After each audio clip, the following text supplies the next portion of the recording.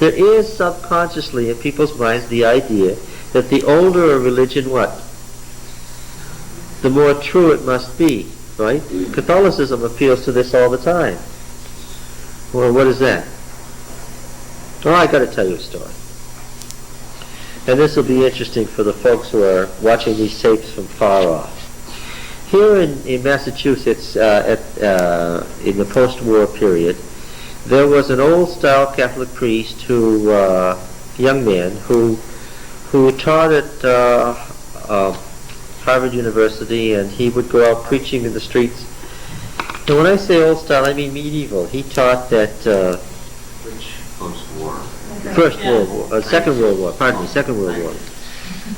Yeah, I'm not old enough for post-war to mean anything except the Second World War. Some of you may. Be simple.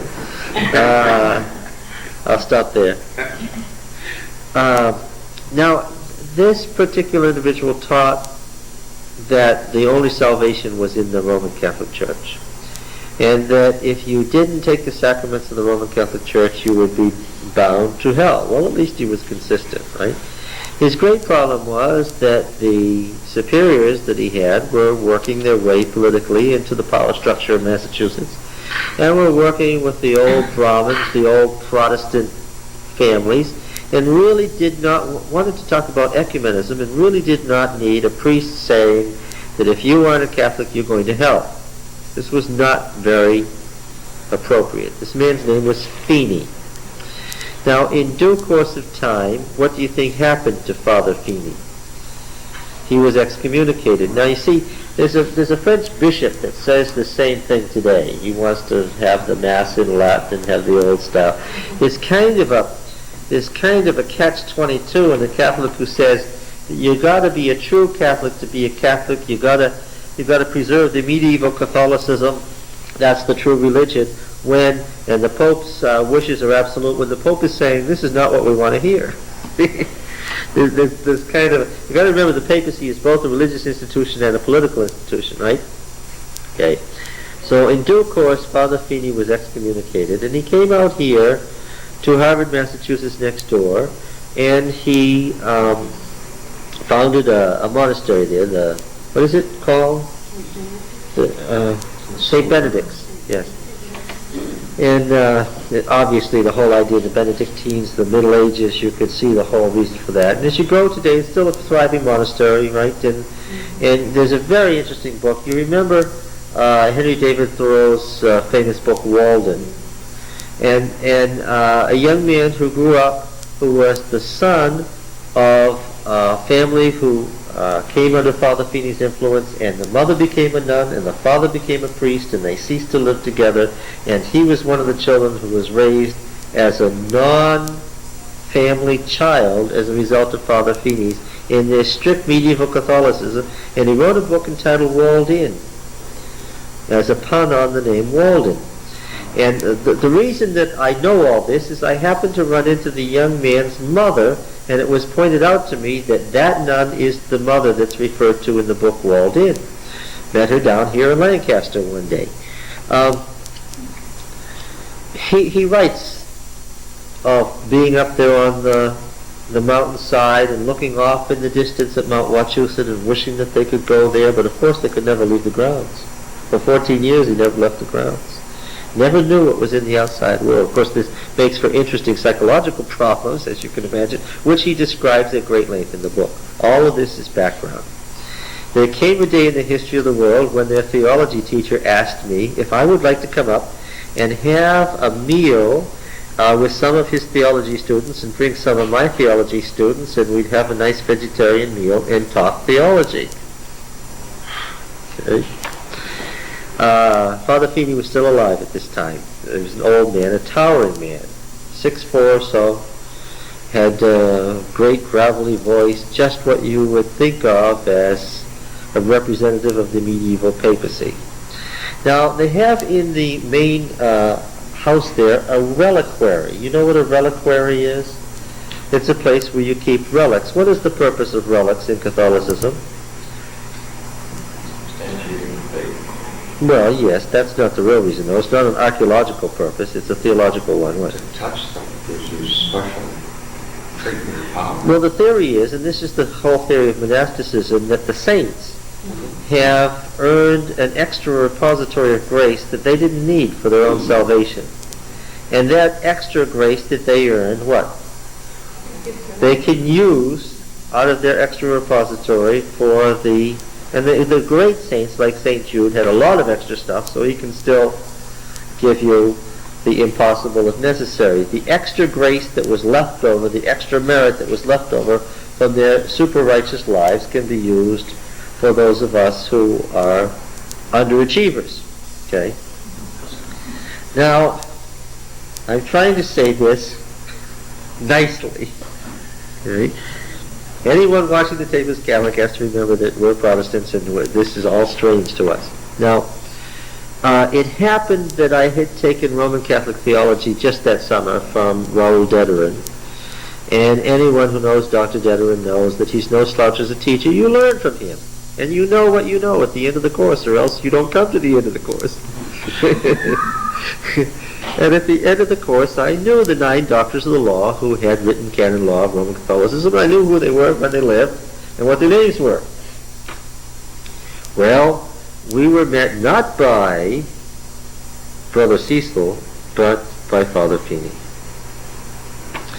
And we were ushered into the chapel and asked to kneel before the Virgin and ask penitence of her. This was unexpected.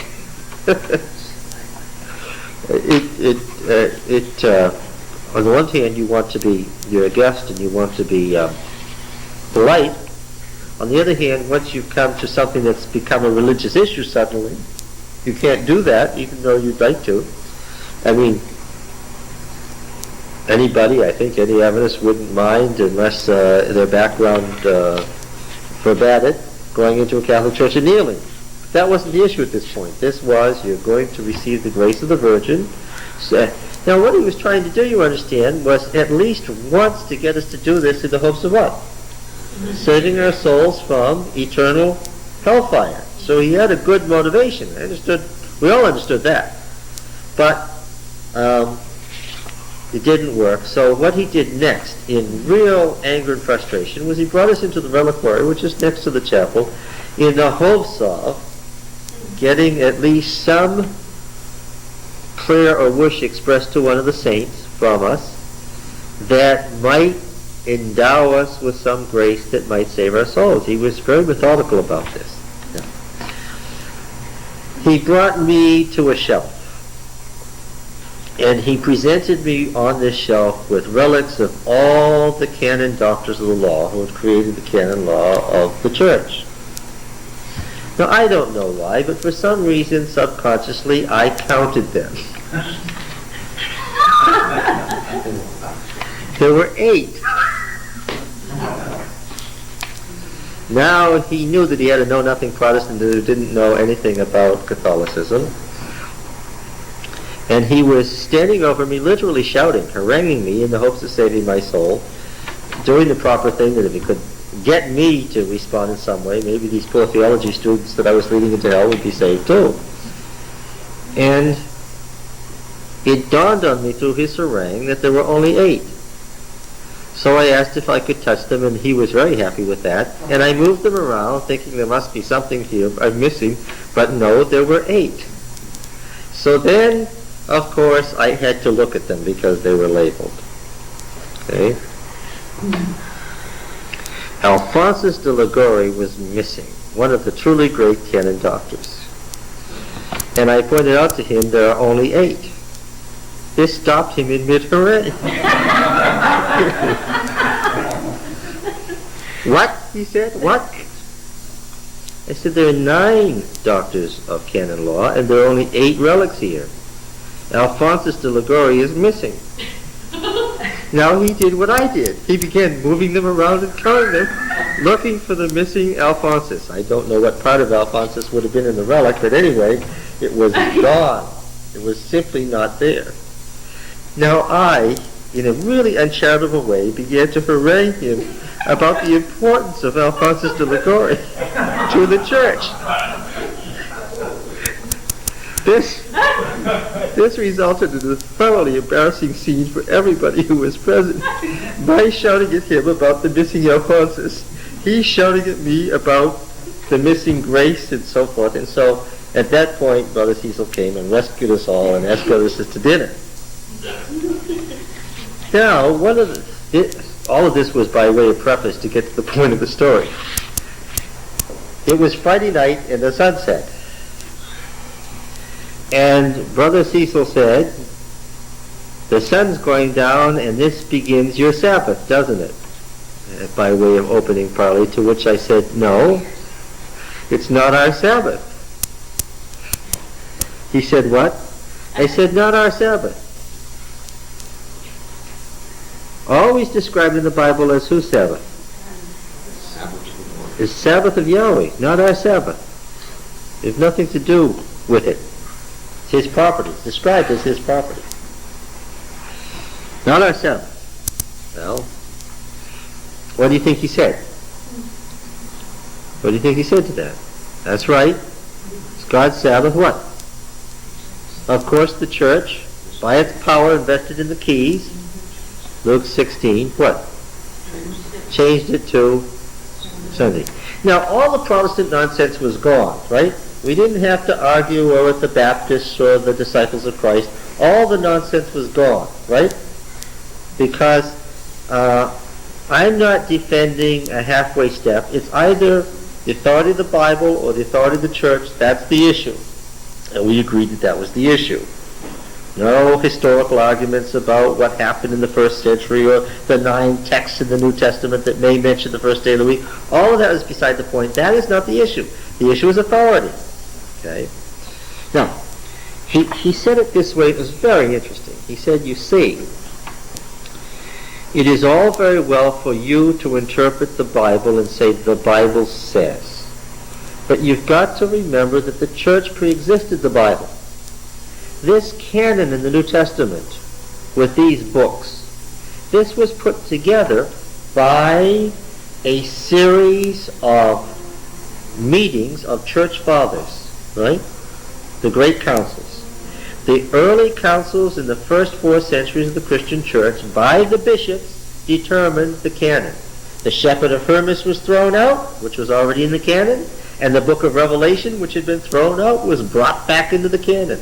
That was the decision of the church.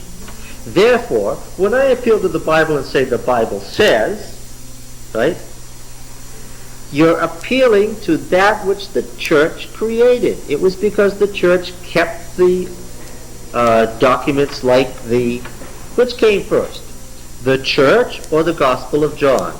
The church or the Gospel of Luke? Which came first? Depends on who you're talking to.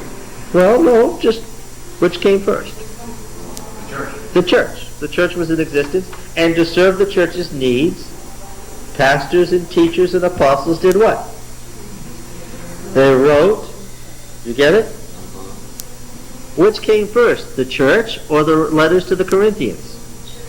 The church, which came first, the church or Peter's epistles? The church, which then found it necessary to write the epistles. Do you understand the argument? Therefore what? If the writings of the canon are the writings of the church as it found necessary at the time, then what? Yes, then the church should have authority over its own writings to tell the members of the church what those writings mean. You understand? This is the very essence of Catholicism. This is what makes the papacy the papacy. If you're going to say the church, unless you're going to have this rabble-rousing group that argues constantly, which characterizes Protestant churches, right? If you like the Missouri Synod, we won't mention the Seventh-day Adventist Church in this context. Unless you're going to have a bunch of rabble-rousers, then what? The church is going to be, who's going to be the church? The people in the laity going to tell us what the church believes? No. The church, by those who are called and ordained, are going to tell us what the church's teaching is. Right? Okay. So who here is the constitutive or authoritative body of doctrinal teachers in the church? Well, the bishops, the priests, the bishops, the higher priests, the archbishops, the cardinal archbishops of the church, and ultimately the cardinal, the Pope, right? Whose authority is that he must, in consultation with the other cardinal archbishops of the church, determine what the church teaches at any given moment. That way you don't have this person over here saying, I think this about birth control, that person over there saying, I think this about the Sabbath, this person over here saying, I think this about divorce, that person over there saying, I think this about the sacraments, right? I deliberately link theological issues to daily life issues, right? All right, so, good argument? Strong argument? If you could establish the church pre-existence, yes. Well, If you, what? Fallacious? Well, at this point, Brother Cecil, who was Lebanese, by the way, and has recently died in a car accident, but continued to teach there for the rest of his life. At this point, not Brother Cecil, Brother Cyril's students were very happy and smiling and congratulatory, right? Because this is the ultimate argument of Catholicism, right? But you know, Okay. as Advent, it is not explained. Maybe the ministers understand it like that. But you get people in the church who go out to start giving Bible studies and they don't understand. Well, now wait a minute. This is the real power that the Catholic. Oh yes, okay, That yes. they think it's just something we Making can an play assumption with. about what the ministers understand. No, Yes, you no. do. I would certainly like to hear you. I think unless. Well, no, I want to discuss it for a while before I tell you what I said over the stuffed grape leaves. By the way, Father Feeney had withdrawn at Brother Cyril's request because it was obvious that his emotional desire to save our souls from hell was so great that it would not be possible to have a theological discussion. And the purpose of this for both Brother Cyril and myself was training theology students. Okay? And we understood that. That's what we were doing. Right? And Cyril said directly that I want you to meet a pure form of Protestantism. Okay? And of course, if we're going to talk about Catholicism, I'd just as soon deal with medieval Catholicism, which is the true form. You know, all the political changes are only the surface. Let's talk about the depth of what Catholicism really is. That's the best way to find out. Okay? So what do you think? I would say the authority for the Bible comes from God and more directly through the prophets or the inspired persons and not necessarily through the church. But where do you get that idea? That the authority comes from these inspired persons? Where do you get that idea? Well, all the prophets say the word of the Lord to Jeremiah. You're making an appeal again to what? Listen to his Protestant soul. You're making an appeal to what? He's making an appeal to the Bible and your personal understanding of the Bible. What had Cyril just said?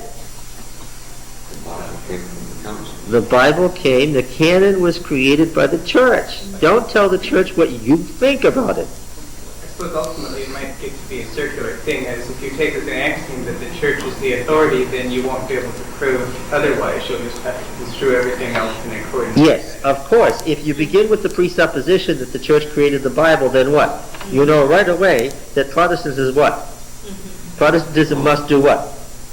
Must now rejoin the Catholic Church. Why? Immediately. Why? Because all forms of Protestant teaching are what? Are appeals to the Bible. You may not agree with the Church of God minister that the New Testament changed the day to Sunday, but what are you arguing? You and he are reading through the 8 or 9 references that may be to the first day of the week, and what? You're arguing their interpretation, and you both have a presupposition. And what is it? Because you're an Adventist and he's a disciple of Christ, and you're both Protestants, and you're engaging in this argument, you're arguing with a common presupposition. And what's that? authority of the Bible. The Bible's authoritative, and we, by studying it, what? Can figure out what we're supposed to do. Okay? It's a thoroughly Protestant presupposition. Had no place in this discussion because it's the Protestant principle, and it's just disallowed if, in fact, the Bible's the creation of the church. Okay, so keep going. The you might say it was the creation of the church when it was pure, but not when it was... No, the Bible pre-existed the church. The Bible pre-existed the church. This goes back to the great Hebrew fathers, and at least the Pentateuch, and later the Pentateuch, and the addition of the prophets was not something the church had anything to do with. The Bible in Jesus' day was nothing that the Catholic Church could lay claim to any relationship to. It was already the Bible. It was already the Scriptures. It was already the prophets. Unless you want to generalize church to include God's people back. No, we're talking about the keys and Peter and the whole scene. The Bible's here before Peter. There is an unspoken assumption there that the Bible is the New Testament. Yes. Okay. All right. So now let's. The Old Testament. Yes. Because it's so troublesome. That's right. So the first thing I said to him was, you've taken half the Bible, or 1/3 of the canon, and actually when you add the Deuterocanon of the Roman Catholic Church, Jubilees and all those books, the New Testament is only 1/4 of the canon, and you've taken 1/4 of the canon and equated it with the whole Bible. And actually, what do the New Testament writers appeal to for authority? Do they ever use proof texts? All the time. In fact, Jesus himself, what? Constantly. Yes. Remember this. I've said it many times, but remember this. The founder of Christianity and of Christian teachings was not Paul and not Peter. When they used proof text, when Paul used a proof text in Romans, where did he get the idea from?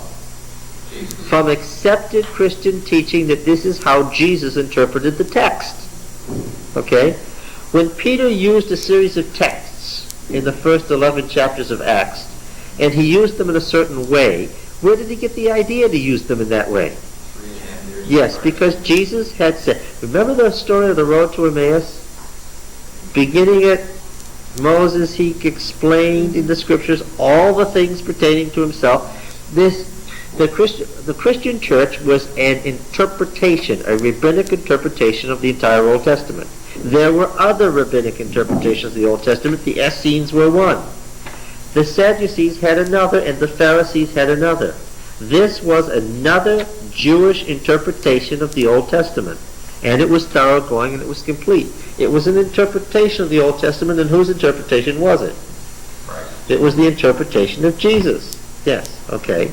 And he clearly did things in his life, made statements, made certain movements, caused things to happen, did things to people to cause them to react in certain ways, so that what? So that they would fulfill certain passages in the Old Testament. Yes. Now, all right, so let's go further. Let us say that we will grant the church as the continuation of Judaism as the true people of God. Well, let's say that the church, that Catholicism is just Israel, that it's just a continuation of the true people of God. All right? Now what are we going to do? Well, isn't the Old Testament the creation of the church then?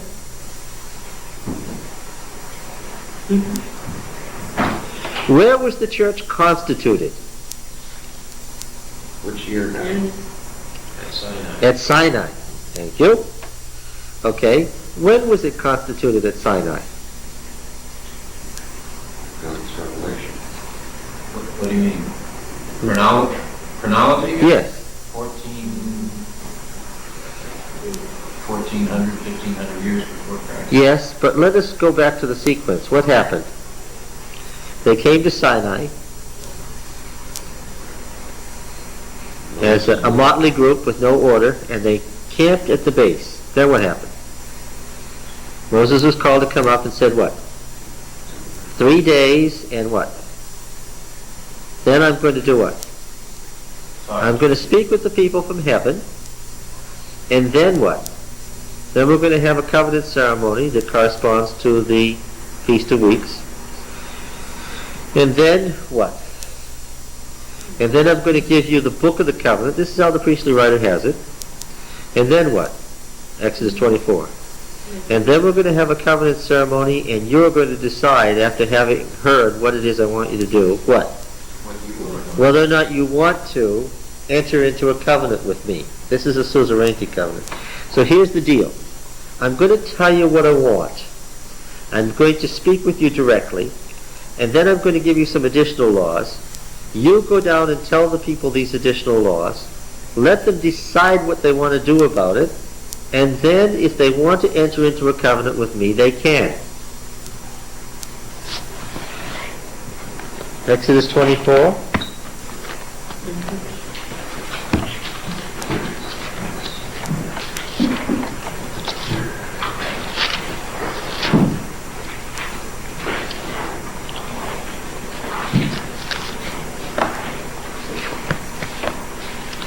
All right, the whole covenant code of Exodus 20 to 24 is included here. And he said to Moses, "Come up to Yahweh, you and Aaron, Nadab and Abihu, and 70 of the elders of Israel, and worship far off. Moses alone shall come near to Yahweh, but the others shall not come near, and the people shall not come up with him." Moses came and told the people all the words of Yahweh, and all the ordinances. All the words. What are all the words? The Ten Commandments. And what are all the ordinances? All the laws in the covenant code here. And all the people answered with one voice and said, "All the words which Yahweh has spoken, we will do." And Moses wrote all the words of Yahweh, and he rose early in the morning and built an altar at the foot of the mountain and 12 pillars according to the 12 tribes of Israel. And this is the ritual of covenant making that they followed. We're going to see in Micah from Shittim to Gilgal. You remember in the spring covenant ceremony, they reenacted this every year. They set up the 12 pillars in a circle at Gilgal. Gilgal means the circle. Okay? That ancient site which was the base, the war camp of the conquest. We'll talk about the ritual conquest and the reenactment of the Sinai covenant at Gilgal presently. But in any case, they offered sacrifices, peace offerings, and Moses took half the blood and put it in basins. Half the blood he threw against the altar. He took the book of the covenant and read it in the hearing of the people, and they said, "All that Yahweh has spoken we will do, and we will be obedient." Moses took the blood and threw it on the people and said, "Behold the blood of the covenant which Yahweh has made with you in accordance with all these words." Okay. Now, do you get it? What's the point that I'm making? What was the point that I made to Brother Cyril? Well, this is saying that God's words preceded the church, that the church was created as this agreement with God following the What words? Ten Commandments. Yeah. And so what did I say? I said to him, "Cyril, I'll grant you Luke. I'll give you Matthew and John and Romans. Tell me what Isaiah means. I'll give you the whole Deuteronomic history. I'll give you Revelation. I'll surrender Jeremiah and Ezekiel. But what are you stuck with?" I said, "Yeah, I'll reserve prior to the church only one thing under your argument." What's that? The Ten Commandments. I said, "I'll reserve the Ten Commandments, and you tell me what the rest of the Bible means." And therefore, since it's Friday night, what? And since we know our Saturday is the same Saturday as the Old Testament, that we know for sure, we can prove that historically. Therefore, what? It's God's Sabbath. Yeah. And this preceded the church, and therefore the church doesn't have to do the right to do what? Change time. Yeah. That which preceded the church and made the church possible, that which the church agreed to do to be a church, what? You can't change. Therefore I said, you're stuck.